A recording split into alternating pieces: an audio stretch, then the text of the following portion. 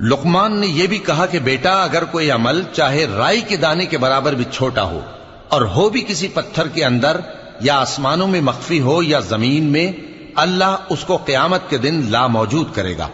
کچھ شک نہیں کہ اللہ باریک بین ہے، خبردار ہے۔ بیٹا نماز کی پابندی رکھنا اور لوگوں کو اچھے کاموں کے کرنے کا مشورہ دیتے رہنا، بری باتوں سے منع کرتے رہنا، اور جو مصیبت تجھ پر واقع ہو اس پر صبر کرنا، بے شک یہ بڑی ہمت کے کام ہیں۔ اور تکبر کرتے ہوئے لوگوں کے سامنے گال نہ پھلانا اور زمین میں اکڑ کر نہ چلنا، اس لیے کہ اللہ کسی اترانے والے شیخی خورے کو پسند نہیں کرتا۔ اور اپنی چال میں اعتدال کیے رہنا اور بولتے وقت ذرا آواز نیچی رکھنا،